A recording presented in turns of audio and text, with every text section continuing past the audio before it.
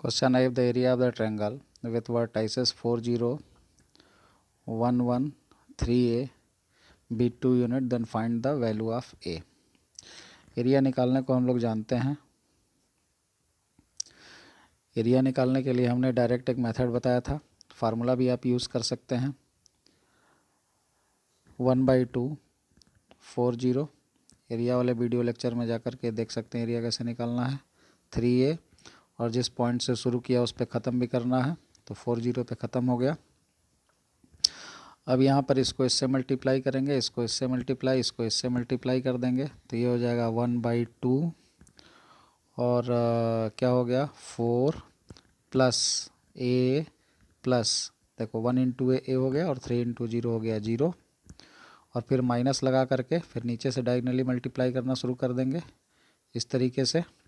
तो क्या हो जाएगा 4a प्लस 3 प्लस 1 इंटू 0 कितना हो जाएगा 0 हो जाएगा. तो ये रिजल्ट आ गया 1/2 4 plus a minus 4a minus 3. इसको थोड़ा सा सिंप्लीफाई कर लेंगे. 1/2 4 माइनस 3 हो गया 1 और a माइनस 4a हो गया माइनस 3a. अब एरिया गिवन है कितनी अपने को क्वेश्चन में आया कितना, हमने निकाला कितना 1/2 1 माइनस 3a और गिवन एरिया कितनी दी हुई है 2 यूनिट दी हुई है क्वेश्चन में, तो यहाँ पे 2 लिख दिया. हमने प्रॉपर्टी और रिमार्क में बताया था कभी भी अगर क्वेश्चन में एरिया गिवन हो और हमें किसी अदर वेरिएबल की वैल्यू निकालनी हो, जैसे हमको यहाँ पर एक वर्टेक्स के एक पॉइंट ए की वैल्यू निकालनी है और एरिया गिवन है, तो गिवन एरिया हमेशा किस में लेते हैं प्लस माइनस दोनों में लेते हैं. ये प्रॉपर्टी में हमने एरिया वाले लेक्चर में समझाया हुआ है. एक्चुअल में होता क्या है कि जो एरिया हम निकालते हैं एरिया हमेशा मॉड में निकलता है. एरिया ऑलवेज पॉजिटिव, एरिया हमेशा पॉजिटिव होना चाहिए. तो जब एक साइड मॉड होता है, बेसिक मैथमेटिक्स में हम लोगों ने पढ़ रखा है कि अगर कहीं पर mod x is equal to a लिखा हुआ है तो x is equal to plus minus a हो जाता है, जहाँ पर ए कैसी क्वांटिटी है, एक पॉजिटिव क्वांटिटी है. यानी अगर कहीं पर सपोज कर लो mod x is equal to 4 लिखा हुआ है तो x की वैल्यू कितनी हो जाएगी प्लस माइनस 4 हो जाएगी. तो एक्चुअल में एरिया आती है मॉड में, तो या तो तुम एरिया मॉड में रखो और उसको रिमूव करके इधर प्लस माइनस लगाओ, या तो सीधे इस चीज़ को ध्यान रखो कि अगर एरिया किसी क्वेश्चन में गिवन है दिया हुआ है तो हम उसको किस में यूज़ करेंगे, हमेशा प्लस माइनस दोनों में यूज़ करेंगे. या तुम ऐसे लिख सकते थे या एक काम हम ऐसे भी कर सकते थे, एरिया जो हमारा आया कितना आया 1/2 1 माइनस 3 आया, इस एरिया को हम टोटल किस में रख सकते थे, मॉड में रख सकते थे. एरिया हमेशा मॉड में ही रखेंगे. क्यों रखेंगे, क्योंकि वो निगेटिव भी होगा तो किस में कन्वर्ट हो जाएगा, पॉजिटिव में कन्वर्ट हो जाएगा. तो जब हम ये टोटल मॉड लगा करके और इज इक्वल टू 2 लिखेंगे तो इस वाली प्रॉपर्टी से मॉड जब भी हटता है तो क्या होता है, प्लस माइनस का साइन लगता है. तो यहाँ से जब तुम मॉड हटाओगे तो 1/2 1 माइनस 3a ये is equal to plus minus 2 आ जाएगा. या सीधे सीधे याद रखो कि एरिया जो दी हुई एरिया रहेगी क्वेश्चन में वो हमेशा किस में रखी जाएगी, प्लस माइनस में रखी जाएगी. ठीक है. तो अब यहाँ पर देखो इसको हम प्लस माइनस दोनों ले लिए, अब 2 का इधर क्रॉस मल्टीप्लाई कर दो तो 1 minus 3a is equal to हो गया प्लस माइनस 4. अब यहाँ पर 1 को इधर लेते जाओ तो minus 3a is equal to plus minus 4 minus 1. अब एक बार प्लस ले लेंगे एक बार माइनस ले लेंगे यहाँ पर, तो क्या हो जाएगा, ये एक बार पॉजिटिव लेते हैं तो पॉजिटिव लेंगे तो क्या लिखेंगे minus 3a is equal to 4 minus 1, यानी a इज इक्वल टू कितना हो जाएगा minus 3a is equal to 3 हो जाएगा, और यहाँ से a की वैल्यू कितनी हो जाएगी -1 आ जाएगी. इसी तरीके से एक बार अगर हम निगेटिव ले लेंगे, निगेटिव लेने पे क्या हो जाएगा, निगेटिव लोगे तो यहाँ पर जो प्लस माइनस है इसमें एक बार प्लस ले लिया एक बार माइनस, तो इस बार माइनस लेने जा रहे हैं तो minus 3a is equal to -4 -1. तो यहाँ पर इस बार a की वैल्यू कितनी हो जाएगी 5/3. तो a का वैल्यू क्या क्या आ गया, तो a की वैल्यू हो गई अपनी -1 भी आ गई और 5/3 भी आ गई. ये दोनों हमारे क्वेश्चन का क्या हो गया, आंसर हो गया. ठीक है. अगला क्वेश्चन है the coordinate of point A B C and P R 6 3 -3 5 4 -2 एंड XY रिस्पेक्टिवली. प्रूफ क्या करना है अपने को कि ट्रायंगल PBC और ट्रेंगल ए बी सी की जो एरिया है, इन दोनों की एरिया, यहाँ डेल्टा जो हमने यहाँ पर डिनोट किया, एक्चुअल में ये एरिया लिखा हुआ है, ये लिखा हुआ है एरिया ऑफ ट्रेंगल पीबीसी और एरिया ऑफ ट्रेंगल एबीसी। तो जो एरिया है पीबीसी ट्रेंगल की, उसका और एबीसी ट्रेंगल की एरिया का जो रेशियो आएगा वो mod x plus Y minus 2/7 आएगा। ठीक है, अब चलो स्टार्ट करते हैं। क्वेश्चन में क्या कह रहा है कि अपने पास 4 पॉइंट हैं ए बी सी और पी, तो 4 पॉइंट कहीं पे भी बना लो, एक पॉइंट यहाँ ले लो, यहाँ ले लो, यहाँ ले लो, यहाँ ले लो, कहीं पर भी ले लो। कोऑर्डिनेट एक्सिस पर बनाते हैं तो उसके अकॉर्डिंग पॉइंट लेते हैं हम, तो सीधे सीधे प्लेन पे बना देना। मान लो ये ए है, ये मान लो बी है, ये मान लो सी है और ये मान लेते हैं पी है।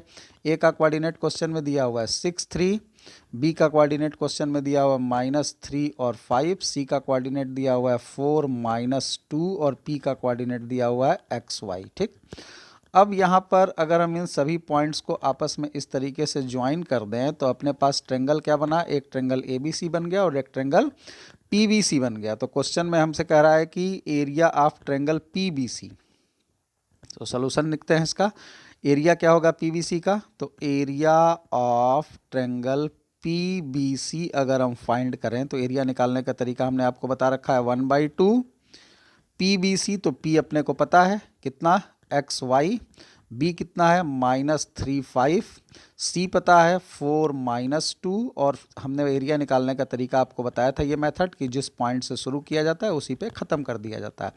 अब यहाँ डायगनली इसको मल्टीप्लाई करने की कोशिश करते हैं तो ये इज इक्वल टू क्या हो जाएगा 1/2, ये क्या हो गया 5x, ये मल्टीप्लाई होकर के क्या हो जाएगा -2 और -3 6 हो जाएगा तो +6 और ये कितना हो जाएगा +4y।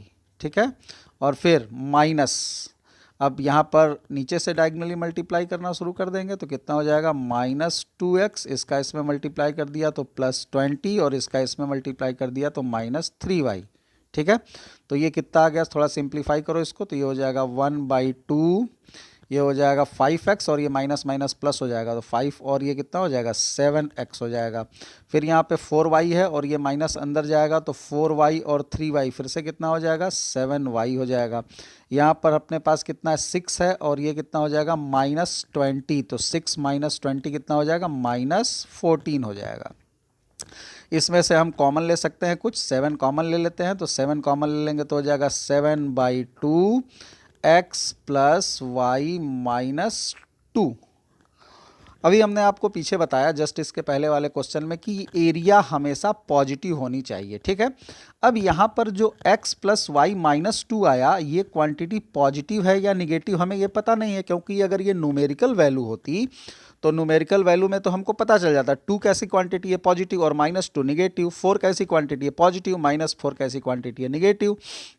तो अगर एरिया 4 आता तो हम 4 लिखते और -4 आता तो भी हम 4 लिखते, बट यहाँ पर एरिया जो हमारी आई वो वेरिएबल के फॉर्म में आई है। अब ये x और y पॉजिटिव है कि निगेटिव, कैसी क्वांटिटी है, यानी x प्लस वाई -2 एक निगेटिव रिप्रेजेंट कर रहा है या एक पॉजिटिव रिप्रेजेंट कर रहा है, ये हमको पता नहीं है।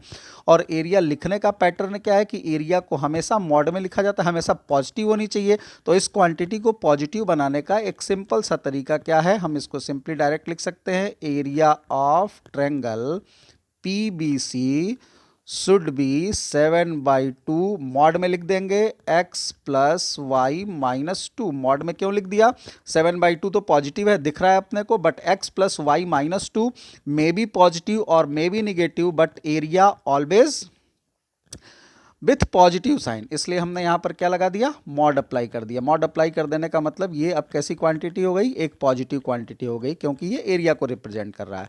अब हमको यहाँ पर ट्रेंगल ABC की एरिया फाइंड करनी है। अब ट्रेंगल ABC की एरिया फाइंड करने के लिए A अपने पास पता है, B पता है, C पता है, तो अब हम यहाँ पे एरिया निकालने जा रहे हैं, एरिया ऑफ ट्रेंगल ABC।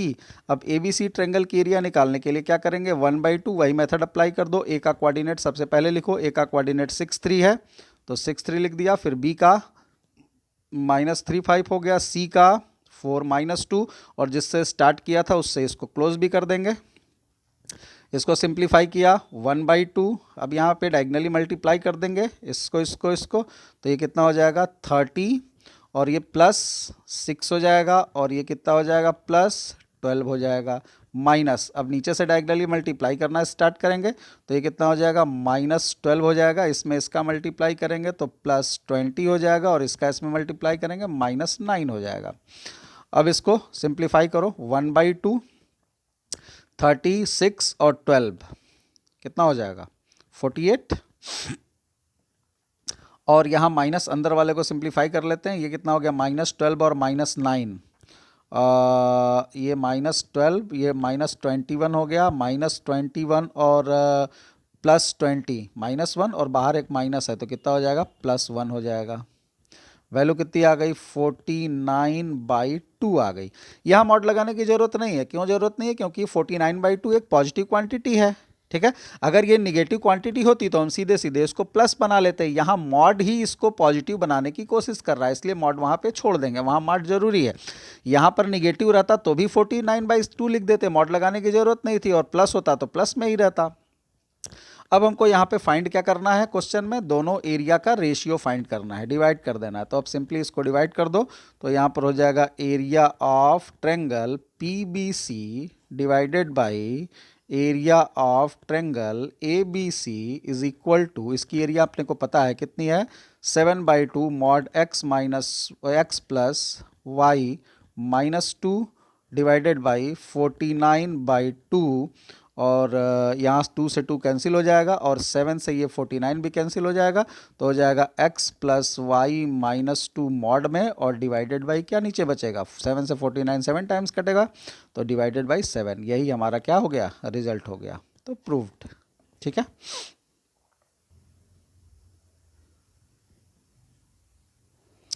ये क्वेश्चन देखो, कह रहा है कि if D is the mid point of the side BC of triangle ABC, then prove that AB square plus AC square is equal to 2AD square plus BD square। यहाँ पर इस तरीके के जो डेरिवेशंस होते हैं या जो प्रूफ करने के लिए पूछा जाता है, यहाँ पर हमने टॉपिक में लिखा हुआ है चॉइस ऑफ एक्सिस, यहाँ हमने लिखा हुआ है चॉइस ऑफ एक्सिस, ठीक है।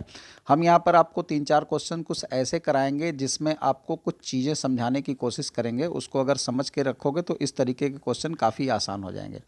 तो चॉइस ऑफ एक्सिस में क्या आपको करना है, या ऐसे क्वेश्चंस में करना क्या है, आपको कभी भी अगर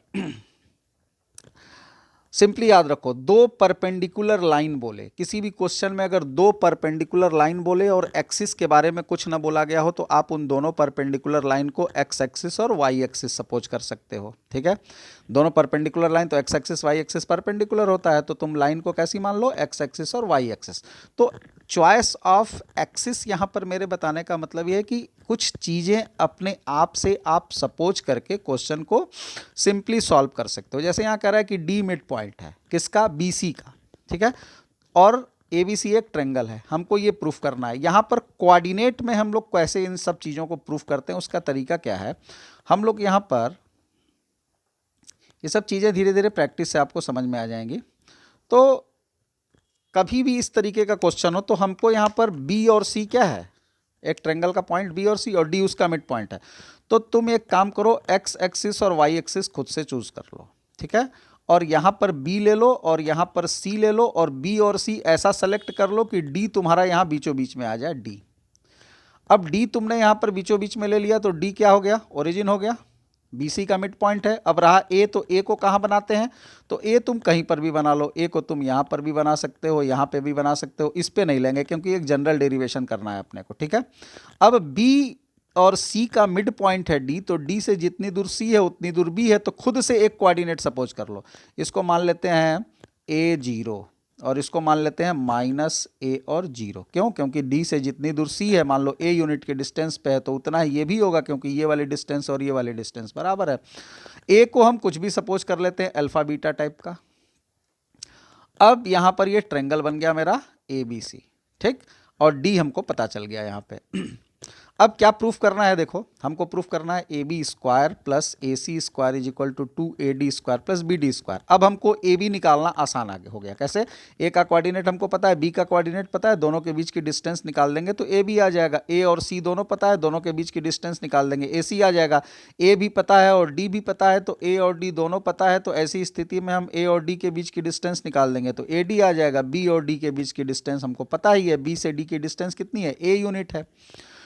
तो अब यहाँ पर LHS लेते हैं, इसमें कैसे डिराइव करेंगे इसको। तो इस तरीके से हमने क्या किया इस क्वेश्चन में, इस क्वेश्चन में दिया नहीं हुआ था कि B क्या है, C क्या है, D क्या है, A क्या है। हमने क्या किया, खुद से चूज कर लिया according to the question. Question के अकॉर्डिंग हमने कोऑर्डिनेट एक्सिस में जा करके पॉइंट्स को चूज कर लिया ड्यू टू द क्वेश्चन, जैसा क्वेश्चन चाह रहा था उसके हिसाब से। अब हमको कोऑर्डिनेट्स पॉइंट्स के मिल गए तो हमें क्वेश्चन करने में आसानी हो जाएगी। अब सीधे ए बी कैसे निकालते, तो ए ट्रायंगल एबीसी के बारे में तो पता ही नहीं था, तो हम ए और बी की लंबाई कैसे निकालते, ए बी की लेंथ कैसे निकालते। अब यहाँ पर हमने जब चूज कर लिया अकॉर्डिंग टू द क्वेश्चन, तो अब हमको यहाँ पे A B A C A D B D सब कुछ निकालने के लिए पॉइंट्स मिल गए। तो अब यहाँ पर LHS कितना है, A B square plus A C square. ऐसे और भी क्वेश्चंस हम करा रहे हैं, 2-4 क्वेश्चंस करते करते आपको प्रैक्टिस हो जाएगी कि कैसे हम लोग किसी क्वेश्चन को कोऑर्डिनेट एक्सिस पर लेकर के जाते हैं और कैसे कोऑर्डिनेट्स को चूज करते हैं। अब यहां पर देखो ए बी स्क्वायर कितना है, तो ए बी स्क्वायर ए और बी के बीच की डिस्टेंस का स्क्वायर। तो ए और बी के बीच की डिस्टेंस निकालने आता है आपको, 2 पॉइंट पता है, तो दोनों पॉइंट के बीच की डिस्टेंस कैसे निकालते हैं, तो क्या हो जाएगा तुम्हारा यहाँ पर अल्फा प्लस ए का whole square plus beta minus 0 का होल स्क्वायर। तो सीधे इसको बीटा स्क्वायर लिख देते हैं, अंडर रूट नहीं लिखेंगे। क्यों अंडर रूट नहीं लिखेंगे, क्योंकि ए बी का स्क्वायर है, डिस्टेंस फार्मूले में रूट लगता है बट यहाँ स्क्वायर हो गया। प्लस अब ए सी का हम लिखने जा रहे हैं, ए और सी के बीच की डिस्टेंस, तो क्या हो जाएगा अल्फा माइनस ए का स्क्वायर प्लस बीटा का स्क्वायर। डिस्टेंस फार्मूला आपको पता है, इतना आप काम खुद कर सकते हैं।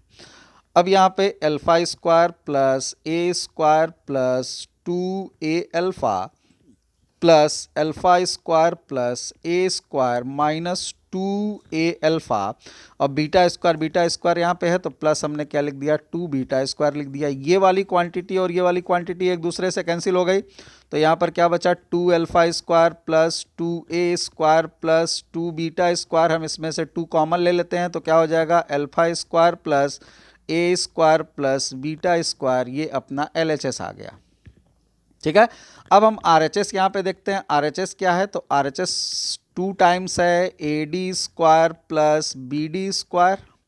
अब चलो 2 टाइम्स AD स्क्वायर, A और D के बीच की डिस्टेंस निकालते हैं। A और D के बीच की डिस्टेंस क्या हो जाएगी, सीधे सीधे बोलो, ए अल्फा बीटा है और ये 0 0 है, तो अल्फा माइनस 0 का स्क्वायर प्लस बीटा माइनस 0 का स्क्वायर, यानी सीधे सीधे alpha square plus beta square आ गया। और प्लस अब यहाँ पर BD कितना है, B से D के बीच की डिस्टेंस कितनी है, A यूनिट है ना, डिस्टेंस A यूनिट है, कोऑर्डिनेट इसका माइनस A0 है, इसका 0 0 है, तो यहाँ से यहाँ तक की डिस्टेंस कितनी हो जाएगी, A हो जाएगी। तो यहाँ पर A का स्क्वायर हो गया।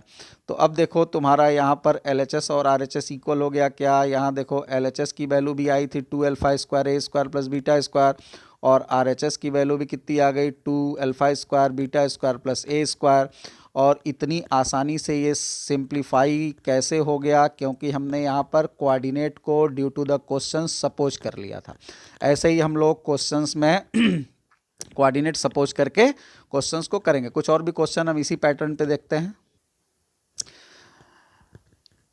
ये भी चॉइस ऑफ एक्सिस से कर सकते हो। कह रहा है कि ABCD एक रेक्टेंगल है, P कोई पॉइंट है इन इट्स प्लेन, उसी प्लेन में जिसमें आपका रेक्टेंगल है।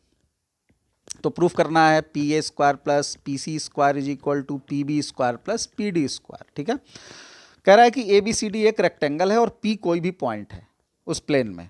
तो अब हम यहाँ पे रेक्टेंगल बनाते हैं। एक तो रेक्टेंगल बनाने का तरीका है कि सीधे सीधे हम एक रेक्टेंगल बना दें। एक तो तरीका सीधे सीधे समझ में आता है कि चलो भाई हम एक रेक्टेंगल बना देते हैं। रेक्टेंगल का नाम क्या दे देते हैं, A नाम दे देते हैं, B नाम दे देते हैं, C नाम दे देते हैं और D नाम दे देते हैं। ठीक, इस रेक्टेंगल को बना लेने से हमें कोई फायदा नहीं हुआ। इस रेक्टेंगल को बना देने से हमें कोई फ़ायदा नहीं हुआ। P एक पॉइंट है, तो चलो हम कहीं पर इसी प्लेन में जिस कागज़ पर हमने ABCD रेक्टेंगल बनाया उसी कागज़ पे हम एक पॉइंट P ले लेते हैं। तो हमने कहीं पर चलो एक पॉइंट ले लिया P, चलो इस पॉइंट को P मान लेते हैं। क्या इस PABCD से आप इस क्वेश्चन में कुछ भी कर सकते हो? न तो A पता है, न B पता, न C पता, न D पता, केवल ये पता है कि एक रेक्टेंगल है। लेकिन अभी यही क्वेश्चन देखो कितनी आसानी से हो जाएगा। यहीं पर इसी क्वेश्चन में अगर हम ऐसे कर दें, देखो देखना क्या कर रहे हैं, यहां से हम इस तरीके से एक लाइन खींच दें, यहां से एक लाइन खींच दें ऐसे, इसका नाम दे दें एक्स एक्सिस और इसका नाम दे दें वाई एक्सिस। रेक्टेंगल तो अभी भी है, P पॉइंट तो अभी भी है, लेकिन अब इससे फायदा क्या हुआ? फायदा ये हुआ कि इस A पॉइंट का कोऑर्डिनेट पता चल गया 0 0, ठीक है। यहां पर इस B पॉइंट का कोऑर्डिनेट, तो ये कैसी क्वांटिटी है? यहां पर देखो, अगर ये रेक्टेंगल है तो इस रेक्टेंगल में क्या होता है, ये वाली साइड और ये वाली साइड बराबर होती है, ये वाली साइड ये साइड के बराबर होती है। मान लेते हैं कि ये जो रेक्टेंगल है इसकी लेंथ A है, तो अगर इसकी लंबाई A यूनिट है तो B का कोऑर्डिनेट हम A0 लिख सकते हैं क्या? अगर हम इसकी चौड़ाई को अगर B मान लें तो D का कोऑर्डिनेट हम 0B लिख सकते हैं क्या? तो अगर ये वाला लेंथ B हो गया और ये वाला लेंथ A हो गया तो C का कोऑर्डिनेट भी हम आसानी से AB लिख सकते हैं कि नहीं लिख सकते हैं? लिख सकते हैं। अब P का कोऑर्डिनेट, तो P इसी प्लेन में है तो P को हम थोड़ी देर के लिए कुछ मान लेते हैं अल्फा बीटा, क्योंकि P तो ना तो एक्सिस पर है ना तो कहीं और है, हमने सीधे प्लेन में एक पॉइंट माना तो उसके बारे में कुछ नहीं पता, तो उसको हमने क्या सपोज कर लिया? अल्फा बीटा सपोज कर लिया। ये फायदा होता है रेक्टेंगल को यहां इस पे बनाने पर। तो कोई स्क्वायर बोले इस तरीके से, कोई रेक्टेंगल बोले, कोऑर्डिनेट अगर न दिया जाए तो इस तरीके से हम वहां पर कोऑर्डिनेट को सपोज कर सकते हैं। अब यहां पर हम लोग LHS लेते हैं। LHS कितना है अपना? PA स्क्वायर है प्लस PC स्क्वायर है। अब PA स्क्वायर निकालना है, यानी P और A के बीच की डिस्टेंस निकालनी है, तो अपने को A का कोऑर्डिनेट भी पता है, B का कोऑर्डिनेट भी पता है, C का भी कोऑर्डिनेट पता है, D का भी कोऑर्डिनेट पता है और P का भी कोऑर्डिनेट हमने सपोज कर रखा है। तो यहाँ पर PA कितना हो जाएगा? तो P से लेकर A की यहाँ पर डिस्टेंस निकालनी है। PA का मतलब ये हुआ, तो अल्फा माइनस 0 बीटा माइनस 0, तो ये कितना हो जाएगा? Alpha square plus beta square, plus अब PC निकालना है अपने को और PC स्क्वायर चाहिए, तो PC स्क्वायर मतलब P से यहाँ C के बीच की डिस्टेंस निकाल लो। तो P से C के बीच की डिस्टेंस निकालने के लिए क्या हो जाएगा? अल्फा माइनस A का square plus beta minus B का स्क्वायर हो जाएगा। इसको सिंप्लीफाई कर दो तो alpha square plus beta square plus alpha square plus A square minus 2 alpha A plus beta square plus B square minus 2 beta B. अब यहाँ पे अल्फा स्क्वायर, एक और अल्फा स्क्वायर है, तो कितना हो जाएगा? 2 alpha square plus B square beta square, तो 2 बीटा स्क्वायर और ए स्क्वायर है यहाँ पे minus a square, sorry plus a square plus B square minus 2 alpha a minus 2 beta b. ये हो गया LHS। अब RHS देखते हैं। RHS क्या है? PB स्क्वायर, तो P से B की डिस्टेंस का स्क्वायर, तो PB स्क्वायर कितना हो जाएगा? तो PB स्क्वायर हो जाएगा तुम्हारा अल्फा माइनस A का स्क्वायर प्लस बीटा स्क्वायर और प्लस PD स्क्वायर, तो P से लेकर D के बीच की डिस्टेंस का स्क्वायर, तो वो कितना हो जाएगा? Alpha square plus beta minus b का स्क्वायर। इसको भी सिंप्लीफाई कर लो तो alpha square plus a square minus 2 alpha a plus beta square plus alpha square plus beta square plus B square minus 2 beta b. इसको भी थोड़ा सा सिंप्लीफाई करते हैं तो अल्फा स्क्वायर यहाँ पर भी है, अल्फा स्क्वायर यहाँ पर भी है, तो कितना हो जाएगा? 2 अल्फा स्क्वायर, बीटा स्क्वायर यहाँ भी है, बीटा स्क्वायर यहाँ भी है, तो हो जाएगा 2 beta square plus a square यहाँ भी है प्लस एक बी स्क्वायर यहाँ है और माइनस ये है 2 अल्फा ए और इसके बाद ये है माइनस 2 बीटा बी। जरा 1 और 2 दोनों को ध्यान से देखो, क्या दोनों सेम है? हाँ, दोनों सेम है। इसका मतलब क्या हो गया? इसका मतलब LHS और RHS दोनों आपस में क्या हो गए? इक्वल हो गए। तो कोऑर्डिनेट एक्सिस पे अगर हम पॉइंट्स को चूज करते हैं अकॉर्डिंग टू द क्वेश्चन, तो बड़े बड़े डेरिवेशंस के क्वेश्चन काफ़ी आसानी से सॉल्व हो जाते हैं। बशर्ते आपको ये ध्यान रखना पड़ेगा कि किस तरीके से आप उस सिस्टम को चूज करते हैं। सिस्टमेटिक तरीके से चूज करना पड़ेगा, यानी कि एक बार हमने पर रेक्टेंगल बोला तो एक बार हमने रेक्टेंगल को एक्सिस पर बना लिया, एक्स एक्सिस वाई एक्सिस पर, तो ओरिजिन आ गया। लेंथ को हमने ए और ब्रेथ को हमने बी मान लिया, तो अब सारा सिस्टम उसी के अकॉर्डिंग भरना है। यह नहीं कि कुछ भी सपोज कर लिया, यहाँ ए जीरो कर लिया, यहाँ पे जीरो भी कर लिया और यहाँ एक्स वाई कर लिया, ऐसा नहीं। अब चूंकि रेक्टेंगल है तो ये अगर ए है तो यहाँ से ये भी डिस्टेंस ए होगी, और इसको हमने अगर बी सपोज किया तो ये डिस्टेंस भी बी होगी। तो इस पॉइंट को इन दोनों के अकॉर्डिंग फिल किया। और पी पॉइंट तो क्वेश्चन में बोला था कि कोई पॉइंट है प्लेन में, एनी पॉइंट की बात कर रहा था, क्वेश्चन में दिया हुआ था पी बी एनी पॉइंट, तो एनी पॉइंट तो प्लेन पे हम कुछ भी अल्फा बीटा टाइप का उसको सपोज कर सकते हैं। तो इस तरीके से हम लोगों को कोऑर्डिनेट एक्सिस पे पॉइंट्स को चूज करके क्वेश्चन सॉल्व करना पड़ेगा। ये क्वेश्चन देखो, कह रहा है कि so that the line joining the mid point of any two side of a triangle is half the third side. ठीक है, क्लास 10th के एक थ्योरम का ही पार्ट है। इसमें यहाँ पर इस क्वेश्चन को सिंप्लीफाई करने के लिए अगर हम ज्योमेट्रिकल मेथड से जाते हैं तो क्वेश्चन लेंदी होगा। कोऑर्डिनेट ज्योमेट्री से ये क्वेश्चन आसान हो जाएगा। कोऑर्डिनेट ज्योमेट्री से मतलब कोऑर्डिनेट सपोज करके। तो अब हम यहाँ पर कोऑर्डिनेट कैसे सपोज करेंगे, तो हम यहाँ पर एक कोऑर्डिनेट एक्सिस बना लेते हैं, एक्स एक्सिस और वाई एक्सिस। कह रहा है कि एक ट्रायंगल है, ठीक है, उस ट्रायंगल की दो साइड के मिड पॉइंट को अगर ज्वाइन कर दिया जाए तो वो तीसरी साइड का हाफ हो जाता है। अब ट्रायंगल यहाँ पे बनाना है, तो ट्रायंगल में तुम इस तरीके का ट्रायंगल चूज करो कि तुमको कोऑर्डिनेट ऑफ द पॉइंट्स मिल जाए। जितने भी ट्रायंगल में वर्टेक्स होते हैं ना, तीनों ए बी सी, उनके वर्टेक्स हमको पता चल जाए। तो क्या किया जा सकता है, सपोज कर लो हम यहाँ पर एक पॉइंट ले लेते हैं, कोई भी पॉइंट सपोज कर लेते हैं। मान लो हमने सपोज कर लिया कि ट्रायंगल का एक वर्टेक्स यहाँ पर है ए, ट्रायंगल का दूसरा वर्टेक्स हमने सपोज कर लो यहाँ पर मान लिया बी, और ट्रायंगल का तीसरा वर्टेक्स मान लो हमने यहाँ पर सपोज कर लिया सी। ठीक, तो ये जैसे ही हमने कोऑर्डिनेट एक्सिस पर पॉइंट लिया तो इसका कोऑर्डिनेट अपने आप कितना हो गया, 0 0। मान लेते हैं कि यहाँ से यहाँ तक की लेंथ ए है, तो ये कोऑर्डिनेट कितना हो जाएगा, a 0, और c कोई पॉइंट है ट्रायंगल में। तो इस ट्रायंगल का क्वालिटी तो दिया नहीं है कि ट्रायंगल कैसा है, इक्विलेटरल है कि आइसोसेलेस है, तो c पॉइंट को हम कुछ भी इस तरीके से मान लेते हैं अल्फा बीटा टाइप का। अब यहाँ पर हमारे पास क्या बन गया, ट्रायंगल बन गया। इस तरीके से हम ट्रायंगल बना लिए। अब कोऑर्डिनेट हमको मिल गए। अब क्वेश्चन में कह रहा है क्या कि अगर हम किसी ट्रायंगल के किसी भी दो साइड के मिड पॉइंट को ज्वाइन कर दें, जैसे इसका मिड पॉइंट मान लेते हैं ये है और इसका मिड पॉइंट मान लेते हैं कि ये है, ठीक है, दोनों के मिड पॉइंट को अगर हम ज्वाइन कर दें, मान लो कि ये P हो गया, P क्या हो गया, इसका मिड पॉइंट, और ये मान लो Q हो गया, इसका मिड पॉइंट। ठीक है, तो अगर हम P और Q दोनों को ज्वाइन कर दें तो अब PQ की जो लेंथ होगी, PQ की जो लेंथ होगी वो हाफ ऑफ AB होगी। ठीक है, पी क्यू की लेंथ, यही हमारा आरटीपी है, रिक्वायर्ड टू प्रूफ, यही हमको प्रूफ करना है। समझ गए। अब हमने कोऑर्डिनेट सपोज कर लिया तो क्या फ़ायदा हुआ, हमको पी का कोऑर्डिनेट पता चल गया, सी हमको पता है, ए हमको पता है, तो पी क्या होगा जरा बताना, पी का कोऑर्डिनेट क्या हो जाएगा, तो सी ए का मिड पॉइंट है पी, तो पी का कोऑर्डिनेट हम लिख सकते हैं अल्फा बाई 2 और beta by 2।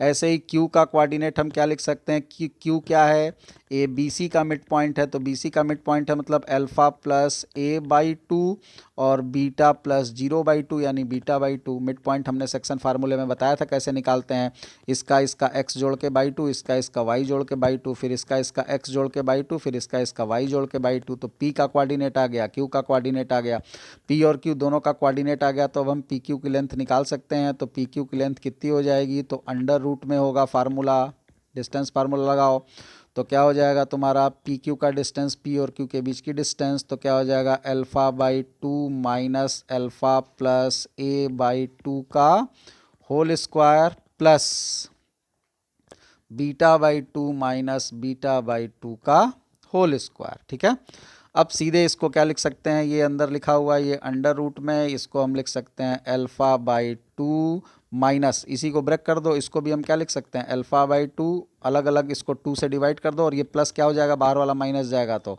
Minus A by two का होल स्क्वायर प्लस ये तो दोनों कैंसिल हो गए, प्लस जीरो हो गया। यहाँ पर देखो ये दोनों कैंसिल हो गए तो क्या बचा यहाँ पे, अंडर रूट में माइनस ए बाई टू का होल स्क्वायर बचा। अब यहाँ पर अंडर रूट में क्या हो गया, ए स्क्वायर बाई 4 हो गया, और ए स्क्वायर बाई 4 को अगर स्क्वायर अंडर रूट से निकाल दोगे तो कितनी वैल्यू आएगी, ए बाई 2 आएगी। तो पी क्यू कितना हो गया, ए बाई 2 हो गया। पी क्यू की लंबाई आ गई ए बाई 2, और ए बी की लंबाई कितनी है जरा बताना। तो ए बी की लंबाई क्वेश्चन में कितनी मानी थी हमने, ए सपोज की थी, ये लेंथ हमने ए सपोज की थी, तभी तो इसका कोऑर्डिनेट हमने A0 लिखा था।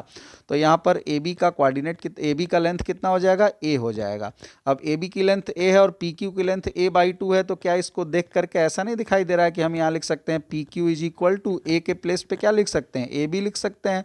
तो ए बी और डिवाइडेड बाई 2, यही तो अपने डेरिवेशंस में करना था, यही हमको प्रूफ करना था, तो प्रूव्ड हो गया। तो ध्यान रखिएगा इस तरीके से क्वेश्चंस में आप कोऑर्डिनेट एक्सिस को चूज करके, कोऑर्डिनेट एक्सिस पे क्वेश्चन को ड्रॉप करके हम क्वेश्चन के अंदर ट्रेंगल बने, रेक्टेंगल बने, स्क्वायर बने, उसका कोऑर्डिनेट ले सकते हैं और उसके कोऑर्डिनेट लेकर के क्वेश्चन में इस तरीके के डेरिवेशन वाले क्वेश्चंस को आसानी से कर सकते हैं। और देखते हैं अब अगला यहाँ पे क्वेश्चन है कि prove that in a right angle triangle the mid point of the hypotenuse is equidistance from its vertex. एक राइट एंगल ट्रेंगल में ये कह रहा है कि एक राइट एंगल ट्रेंगल है, तो एक राइट एंगल ट्रेंगल पहले बना लेते हैं। एक राइट एंगल ट्रेंगल में जो हाइपोटेनियस होता है, मान लो ये ए हो गया, ये बी हो गया और ये सी हो गया, हाइपोटेनियस का जो मिड पॉइंट होता है, मान लेते हैं पी इस हाइपोटेनियस का मिड पॉइंट है। तो क्वेश्चन में क्या प्रूफ करने के लिए कह रहा है कि हाइपोटेनियस का जो मिड पॉइंट होता है ना, वो इक्वी डिस्टेंस फ्रॉम इस वर्टाइसेस, ये जो तीन वर्टेक्स हैं इसके, वर्टेक्स ए, वर्टेक्स बी और वर्टेक्स सी, इन तीनों से इसकी डिस्टेंस सेम होती है। यानी जितना यहाँ पर ए पी होगा उतना ही यहाँ पे बीपी होगा और उतना ही यहाँ पे सीपी होगा, यही यहाँ पर हमको प्रूफ करना है। ठीक है, यही हमारा क्या है, आरटीपी है, रिक्वायर्ड टू प्रूफ है। अब इस क्वेश्चन को ज्योमेट्री से अगर करोगे तो लेंथ दी जाएगा क्लास 10th की तरह थ्योरम अप्लाई करके, लेकिन कोऑर्डिनेट ज्योमेट्री से अगर इसको करोगे तो क्वेश्चन आसान हो जाएगा। लेकिन कोऑर्डिनेट तो हमको एबीसी का पता नहीं है, तो ऐसी सिचुएशन में राइट एंगल ट्रेंगल है तो कोऑर्डिनेट देखो किस तरीके से चूज करेंगे, कितना आसानी से चूज कर लेंगे। यहाँ पर हम लोग सिंपली इसमें क्या करेंगे कि इस तरीके से हम इसको एक्स एक्सिस बना लें, इसको हम लोग इस तरीके से y एक्सिस बना लें, ये x एक्सिस मान लिया, ये y एक्सिस मान लिया। अब देखो b अपने आप क्या बन गया, ओरिजिन बन गया। c को हम लोग क्या सपोज कर सकते हैं, मान लो अल्फा 0 सपोज कर सकते हैं। b a को हम लोग क्या सपोज कर लेते हैं, मान लो 0 बीटा सपोज कर लेते हैं। इस तरीके से हमने यहाँ सपोज कर लिया। ठीक है, तो अब हमको ट्रेंगल के क्या मिल गए, तीनों वर्टेक्स मिल गए। ट्रेंगल के तीनों वर्टेक्स मिल गए तो p पॉइंट तो बच्चा आसानी से निकाला जा सकता है। p पॉइंट क्या हो जाएगा, p पॉइंट मिड पॉइंट है किसका, हाइपोटेनियस का, ac का मिड पॉइंट है। तो मिड पॉइंट निकालने के लिए सेक्शन फार्मूला हमने क्या पढ़ा था, 0 प्लस अल्फा बाई 2 यानी अल्फा बाई 2 और बीटा प्लस 0 बाई 2 यानी बीटा बाई 2, ये हमारा p का कोऑर्डिनेट आ गया। अब हमको यहाँ पे प्रूफ क्या करना है कि a से जो p की डिस्टेंस है वही b से भी p की डिस्टेंस है और वही c से भी p की डिस्टेंस। तो अब तुम्हारे पास a b c तीनों पता चल गया और p का भी कोऑर्डिनेट अल्फा बाई 2 और बीटा बाई 2 तुमको पता चल गया। तो जब ये तीनों कोऑर्डिनेट तुमको पता चल गए तो अब यहाँ पे आसानी से इस क्वेश्चन को किया जा सकता है। तो अब AP निकालते हैं। AP कितना होगा जल्दी बोलो। AP निकालने के लिए क्या करना पड़ेगा, चलो हम AP का स्क्वायर निकाल लेते हैं ताकि रूट नहीं लगाना पड़े, बाद में हम AP लिख लेंगे इसको। तो A और P के बीच की डिस्टेंस निकालनी है तो सीधे सीधे क्या लिखेंगे, 0 माइनस अल्फा बाई 2 का स्क्वायर यानी अल्फा बाई 2 का होल स्क्वायर, डिस्टेंस फार्मूला लगाओ और ये कितना हो जाएगा, plus beta minus beta by 2 का होल स्क्वायर। इसको हम क्या लिख सकते हैं यहाँ पे, अल्फा स्क्वायर बाई 4 प्लस ये b माइनस बीटा बाई 2 कितना हो जाएगा, बीटा बाई 2, उसका स्क्वायर करेंगे तो बीटा स्क्वायर बाई 4 हो जाएगा।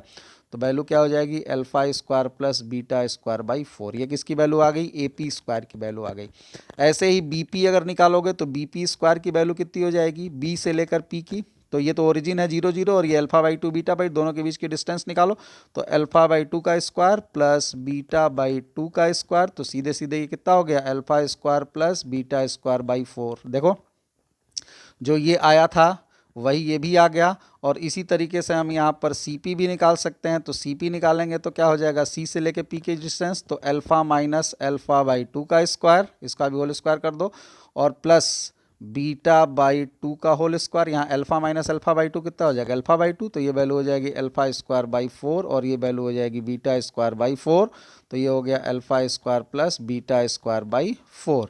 तो फिर देखो हमको वही चीज़ मिल गया, यानी यहाँ पर हम ये देख सकते हैं कि ए पी का स्क्वायर किसके बराबर आ गया, बीपी के स्क्वायर के, और किसके बराबर आ गया, सीपी के स्क्वायर के। ठीक है, इसका मतलब क्या हो गया, इसका मतलब मॉड एपी मॉड बीपी और मॉड सीपी आपस में बराबर है, मतलब एपी के बीच की डिस्टेंस बी और पी के बीच की डिस्टेंस सी और पी के बीच की डिस्टेंस आपस में कितनी है, इक्वल है। यही हमारा क्या हो गया, प्रूफ हो गया। ठीक है, तो कुल मिला जुलाकर यहाँ पे हम लोगों ने देखा कि कोऑर्डिनेट एक्सिस पर कैसे पॉइंट्स को सेलेक्ट किया जाता है। कुछ हम यहाँ पे पॉइंट और बता देते हैं आपको, ध्यान में रखिएगा। सिलेक्शन ऑफ एक्सिस, इससे काफ़ी हद तक क्वेश्चन आसान हो जाते हैं। जैसे मान लो कुछ केस बना करके हम चीज़ों को समझाते चलते हैं, आप देखते चलिए, इसी में सब कुछ ध्यान से देख लो। जैसे मान लो कि केस फर्स्ट लेते हैं, अगर हमसे ये कहे कि दो जनरल पॉइंट चूज करो, क्या करना है, चूज टू जनरल पॉइंट्स। किसी क्वेश्चन में अगर कोई दो जनरल पॉइंट चूज करना हो और कुछ न दिया हो उस पॉइंट के बारे में, तो ऐसी स्थिति में हम लोग क्या करते हैं, ऐसी सिचुएशन में हम लोग इस तरीके से पॉइंट को चूज करते हैं। एक पॉइंट को एक्स एक्सिस के इधर सपोज कर लिया A0 टाइप का, और दूसरे पॉइंट को इधर सपोज कर लिया -A0 टाइप का। ये एक्स एक्सिस हो गया, ये वाई एक्सिस हो गया। ठीक है, वाई एक्सिस पर भी हम चूज कर सकते हैं पॉइंट को। वाई एक्सिस पे चूज करेंगे तो यहाँ पर एक पॉइंट ले लेंगे 0B और यहाँ पर पॉइंट ले लेंगे 0 -B। ठीक है, तो इसी के अकॉर्डिंग हम किसी भी दो जनरल पॉइंट को चूज करते हैं। कभी भी अगर किसी क्वेश्चन में दो जनरल पॉइंट की जरूरत पड़ती है तो, अगर मान लो कि दो परपेंडिकुलर लाइन हमको सेलेक्ट करनी है, ठीक है, केस सेकेंड, अगर मान लो हमको क्या करना हो, selection of two perpendicular lines, दो परपेंडिकुलर लाइन का सिलेक्शन करना हो और उस क्वेश्चन में कहीं पर भी कोऑर्डिनेट एक्सिस की कोई चर्चा न की गई हो, तो ऐसी सिचुएशन में हम लोग उन दोनों परपेंडिकुलर लाइन में क्या सपोज करते हैं, एक लाइन को एक्स एक्सिस और एक लाइन को वाई एक्सिस, दोनों परपेंडिकुलर हो गई। देखो ये आपस में यहाँ पे परपेंडिकुलर हैं, तो कहीं पर भी दो परपेंडिकुलर लाइन अगर किसी क्वेश्चन में सेलेक्ट करना होगा, ये ऑब्जेक्टिव क्वेश्चन में काफ़ी हद तक क्वेश्चन को आसान कर देता है इस तरीके का चॉइस करने पर पॉइंट। तो इन सब चीज़ों को ध्यान रखिएगा, बाकी धीरे धीरे प्रैक्टिस करते करते इसमें बहुत सी चीज़ें आप खुद भी कर सकते हैं। तो कभी भी दो परपेंडिकुलर लाइंस अगर चूज करने के लिए बोले, सेलेक्ट करने के लिए बोले, तो हम एक लाइन को एक्स एक्सिस और एक लाइन को वाई एक्सिस ले लेंगे। और दो जनरल पॉइंट चूज करने के लिए बोले तो एक पॉइंट को A0, एक पॉइंट को -A0। इससे फ़ायदा क्या होता है, इससे फ़ायदा ये होता है कि मिड पॉइंट की ज़रूरत पड़ती है तो हमको ओरिजिन मिड पॉइंट मिल जाता है। दोनों की डिस्टेंस इधर A और इधर A, ये यहाँ से यहाँ तक की डिस्टेंस 2a हो जाती है, ये पूरी डिस्टेंस कितनी हो जाती है, 2a हो जाती है। तो इस तरीके से हमको फ़ायदा मिल जाता है। इसके बाद मान लो अगर हमको कहीं पर राइट एंगल ट्रेंगल चूज़ करना हो, अभी जैसे हम पीछे का क्वेश्चन कर रहे थे, राइट एंगल ट्रेंगल चूज़ करना हो, हम इन सब चीज़ों को क्वेश्चंस करने से पहले भी बता सकते थे, लेकिन कुछ क्वेश्चंस आपने कर लिए तो आपको ये सिलेक्शन करने के क्या ज़रूरत पड़ेगी, कैसी रिक्वायरमेंट आएगी, तो वो बात समझ में आ गई। अब हम कुछ यहाँ पे पॉइंट्स बता रहे हैं, उनको ध्यान रखिएगा। तो कभी भी अगर राइट एंगल ट्रेंगल चूज़ करना हो तो राइट एंगल ट्रेंगल चूज़ करने के लिए कैसे चूज़ करते हैं, उसका एक वर्टेक्स किस पे ले लेते हैं, ओरिजिन पर, और उसकी एक साइड को एक्स एक्सिस पर और एक साइड को वाई एक्सिस पर ले लेते हैं। तो जैसे मान लो कि तुम्हारा ये पॉइंट ए हो गया, ये पॉइंट बी और ये पॉइंट सी, इन दोनों पॉइंट को मिला दिया तो ये क्या बन गया, तुम्हारा राइट एंगल ट्रेंगल बन गया। इस राइट एंगल ट्रेंगल से फ़ायदा क्या होगा कि इसका वर्टेक्स हमको 0 0 पता चल गया। हम मान लेते हैं इसकी लेंथ ए है तो ये A0 हो जाएगा, और इसकी लेंथ हम बी मान लेते हैं तो ये 0B हो जाएगा। मान लो क्वेश्चन में कह देता कि राइट एंगल ट्रेंगल आइसोसलेस है, यानी आइसोसलेस राइट एंगल ट्रेंगल होता, आइसोसलेस राइट एंगल ट्रेंगल होता। तो ऐसी सिचुएशन में हम क्या करते, सब कुछ वही करते, बस क्या हो जाता, यहाँ पर जो ये C और जो हमने यहाँ पर A और B लिया है, यहाँ पर B का कोऑर्डिनेट तो ओरिजिन हो जाता, लेकिन ये ट्रेंगल राइट एंगल के साथ साथ आइसोसलेस भी है, मतलब ये दोनों आपस में इक्वल हैं। तो इस पॉइंट को अगर हम A0 मानते ना तो ये पॉइंट अपने आप 0A हो जाता, B नहीं लेते, बिकॉज ये दोनों लेंथ आपस में एक दूसरे के इक्वल हैं। ऐसे ही मान लो कि अगर हमको चूज करना हो कोई आइसोसेलेस ट्रायंगल, कैसा ट्रायंगल चूज करना हो, आइसोसेलेस ट्रायंगल चूज करना हो, तो आइसोसेलेस ट्रायंगल चूज करने के लिए हम लोग को क्या करना पड़ेगा, तो यहाँ पे आइसोसेलेस ट्रायंगल अगर चूज करना होगा तो आइसोसेलेस ट्रायंगल कैसे चूज करेंगे, तो इस तरीके से हम यहाँ पर एक्स एक्सिस ले लिए, यहाँ पे वाई एक्सिस ले लिए। आइसोसेलेस ट्रायंगल चूज करने का तरीका देखो, हमने यहाँ पर एक पॉइंट इधर ले लिया, एक पॉइंट इधर ले लिया और एक पॉइंट इस पर ले लिया। ठीक, यहाँ पर हम मान लेते हैं इसको अल्फा जीरो अगर मान लिया, इसको मान लेंगे माइनस अल्फा जीरो। ठीक है, और यहाँ से लेकर के यहाँ तक की डिस्टेंस कोई भी दो बराबर होनी चाहिए। तो सपोज कर लिया कि ये वाली और ये वाली डिस्टेंस बराबर हो गई ट्रायंगल ABC में। ठीक है, तो यहाँ पर ये डिस्टेंस और ये डिस्टेंस इक्वल मान लेंगे। इस ए का कोऑर्डिनेट हम कुछ मान लेंगे 0 बीटा टाइप का।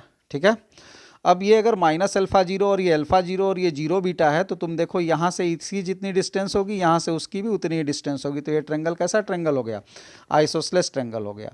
तो कहीं पर भी अगर हमको किसी क्वेश्चन में आइसोसेलेस ट्रायंगल सपोज करना होगा तो इस तरीके से हम कोऑर्डिनेट एक्सिस पर ट्रायंगल सपोज कर सकते हैं। हर जगह नहीं, जहां पर कोऑर्डिनेट एक्सिस का और कोई काम उस क्वेश्चन में ना हो वहीं पर ऐसा किया जाएगा। क्वेश्चन में ऑलरेडी अगर किसी पॉइंट का यूज़ किया हुआ है, कोऑर्डिनेट एक्सिस का कहीं और यूज़ किया हुआ है, तो ऐसी सिचुएशन में हमको कोऑर्डिनेट एक्सिस को फ्री रखना पड़ेगा। लेकिन ऐसे जैसे पीछे अभी हम लोगों ने कुछ क्वेश्चंस किए, तो उन सभी क्वेश्चंस में कहीं पर भी आप देखो एक्सिस का नाम नहीं लिया था कि एक्स एक्सिस है, वाई एक्सिस है या ओरिजिन है, कहीं पर क्वेश्चन में उसकी चर्चा नहीं थी। तो ऐसी सिचुएशन में ही हम इस तरीके का सिलेक्शन करेंगे। इन जनरल ये सिलेक्शंस हैं। ऐसे ही अगर इक्विलैटरल ट्रायंगल हमको सपोज करना होगा तब क्या करेंगे, तो इक्विलैटरल ट्रायंगल सपोज करने के लिए हम केस 5 ले लेते हैं। फॉर इक्विलैटरल ट्रायंगल अगर सपोज करना होगा तो हम इस तरीके से एक्सिस ले लेंगे। इक्विलैटरल ट्रायंगल का थोड़ा सा पॉइंट ध्यान में रखना तो अच्छा रहेगा। जैसे इसका कोऑर्डिनेट हमने यहाँ पर मान लिया अल्फा जीरो, इसका इधर पॉइंट एक ले लेंगे माइनस अल्फा जीरो। ठीक है, और यहाँ पर जो एक पॉइंट लेंगे, जैसे यहाँ पर हमने 0 पॉइंट ले लिया था, 0 और बीटा, 0 बीटा ले लिया था क्योंकि ये तीनों साइड आपस में इक्वल नहीं थे। लेकिन यहाँ पर कंडीशन क्या है कि यहाँ से यहाँ तक की डिस्टेंस कितनी है, 2 अल्फा। तो ये भी डिस्टेंस 2 अल्फा होनी चाहिए और ये भी डिस्टेंस 2 अल्फा होनी चाहिए। और ऐसा तभी होगा जब इस पॉइंट का कोऑर्डिनेट हम 0 और √3 अल्फा सपोज करेंगे। ठीक है, तो यहां पर इक्विलैटरल ट्रायंगल में एक्सिस पर अगर इक्विलैटरल ट्रायंगल हमें सपोज करना होगा तो क्या करना पड़ेगा, एक पॉइंट अल्फा जीरो ले लिया, एक वर्टेक्स माइनस अल्फा जीरो ले लिया और एक वर्टेक्स 0 √3 अल्फा अपने आप हो जाएगा। ठीक है, निकालना चाहो तो निकाल के तुम देख सकते हो। इसको तुम इस तरीके से भी कर सकते हो, इसको 0 बीटा मान लो और ये डिस्टेंस तुम्हारी 2 अल्फा है तो ये भी 2 अल्फा होना चाहिए। तो तुम वहाँ से बीटा की वैल्यू निकाल सकते हो, तो बीटा की वैल्यू √3 अल्फा ही आएगी। तो इसको याद रखोगे तो ज़्यादा अच्छा रहेगा। क्वेश्चन आसानी से तुरंत किसी क्वेश्चन में पॉइंट भर लोगे, नहीं तो पता चला बीटा की वैल्यू निकालने में भी तुम्हारा 1 से 2 मिनट वेस्ट हो जाएगा। स्केलेन ट्रायंगल की अगर बात करें कभी किसी क्वेश्चन में, जैसे अभी हम लोग पीछे ड्राइव किए हैं 1-2 क्वेश्चन स्केलेन पे, तो अगर मान लो स्केलेन ट्रायंगल की बात करें तो ऐसे क्वेश्चन में हम लोग सीधे स्केलेन ट्रायंगल में क्या करते हैं, स्केलेन ट्रायंगल में यहाँ पर पॉइंट ले लिया, यहाँ पर कोई पॉइंट ले लिया, यहाँ मान लो A0 ले लिया, यहाँ मान लो माइनस A0 ले लिया, 2 वर्टेक्स ए हो गए और तीसरा पॉइंट कहीं पर भी ले लेते हैं, मान लो ये पॉइंट ए ले लिया, ये बी ले लिया और ये सी ले लिया। ये कैसा हो गया, स्केलेन इन जनरल ट्रायंगल। और इसका कोऑर्डिनेट हम लोग कुछ भी मान लेते हैं, अल्फा बीटा टाइप का मान लेते हैं। ठीक है, इससे इसका कोई रिलेशन नहीं है, आपस में तीनों कोई भी इक्वल नहीं है। तो स्केलेन ट्रायंगल या ट्रायंगल के बारे में अगर कोई जानकारी नहीं है कि वो राइट एंगल ट्रायंगल है कि आइसोसेलेस है कि इक्विलैटरल है, तो हम जनरल इसे ही पॉइंट्स को सपोज करते हैं। पीछे हम लोगों ने 1-2 क्वेश्चन भी अभी किया था AB² + AD² वाला, वहाँ पर हमने इसी तरीके से किया था क्योंकि वहाँ ट्रायंगल की क्वालिटी नहीं दी हुई थी। एक क्वेश्चन पीछे हम लोगों ने राइट एंगल ट्रायंगल पे भी किया था, तो राइट एंगल ट्रायंगल वाले में जाके देखो हमने इस तरीके से सपोज किया हुआ था पॉइंट को। क्वाड्रिलेटरल पे थोड़ी सी बात कर लेते हैं। क्वाड्रिलेटरल में मान लो अपने को स्क्वायर चूज करना है, तो स्क्वायर अगर चूज करना है तो स्क्वायर कैसे चूज करेंगे, तो एक ले लेंगे यहाँ पर एक्सिस, एक्स एक्सिस ले लिया, वाई एक्सिस ले लिया और यहाँ पे स्क्वायर इस तरीके से बना लेंगे एक्सिस पर ही। तो एक पॉइंट हमको वर्टेक्स मिल गया स्क्वायर का, मान लिया ए, ये दूसरा बी, ये सी और ये डी, इस तरीके से मिला। इसका कोऑर्डिनेट अपने आप 0 0 मिल गया। इसका चारों साइड स्क्वायर में इक्वल होता है। तो ये कितना डिस्टेंस हुआ, ए, अगर ए डिस्टेंस है तो इसका कोऑर्डिनेट A0 हो जाएगा और ये भी ए होगा क्योंकि स्क्वायर है तो इसका 0 ए हो जाएगा। और ये भी ए और ये भी ए, तो इसका कोऑर्डिनेट अपने आप कितना हो जाएगा, ए हो जाएगा। तो कभी भी स्क्वायर चूज करना होगा तो ऐसे करेंगे। अगर रेक्टेंगल यूज करना होगा अपने को, रेक्टेंगल पे भी पीछे अभी हम लोग एक क्वेश्चन किए हैं, लास्टली देख सकते हो। रेक्टेंगल चूज करना होगा तो रेक्टेंगल कैसे चूज करेंगे, तो रेक्टेंगल में हम यहाँ पर एक वर्टेक्स उसका ओरिजिन पे ला देंगे, एक साइड एक्स एक्सिस पे रख देंगे, एक साइड वाई एक्सिस पे रख देंगे। तो कैसे रेक्टेंगल हो जाएगा अपना, एक वर्टेक्स ओरिजिन पे आ गया, एक साइड एक्स एक्सिस पे, एक साइड वाई एक्सिस पे। अब इसी से हम रेक्टेंगल अपना बना लेंगे। तो ये हमारा रेक्टेंगल बन गया। ये वाला वर्टेक्स अपने आप ओरिजिन हो गया। अब रेक्टेंगल में ये साइड और ये साइड बराबर होती है, तो इसको हमने क्या मान लिया, A0। और ये साइड और ये साइड बराबर होती है, चारों बराबर नहीं होती है, चारों बराबर होती तो 0A और A0 मान लेते हैं। यहाँ पर ये ए है तो ये बी होगा, तो इसका वैल्यू कितना हो जाएगा, 0B। और ये ए हो गया और ये बी हो गया, तो इस पॉइंट का कोऑर्डिनेट अपने आप कितना हो जाएगा, AB हो जाएगा। तो रेक्टेंगल चूज करना होगा तो इस तरीके से चूज करेंगे। अगर मान लो रोम्बस चूज करना होगा अपने को, तब क्या करेंगे,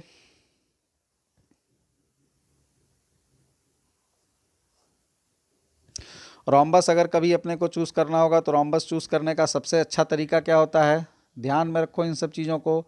रोम्बस चूज करने के लिए X axis Y axis select कर लिया, एक पॉइंट यहाँ ले लिया, एक पॉइंट यहाँ ले लिया, इसका मान लो α0 कोऑर्डिनेट ले लिया, इसका -α0 कोऑर्डिनेट ले लिया।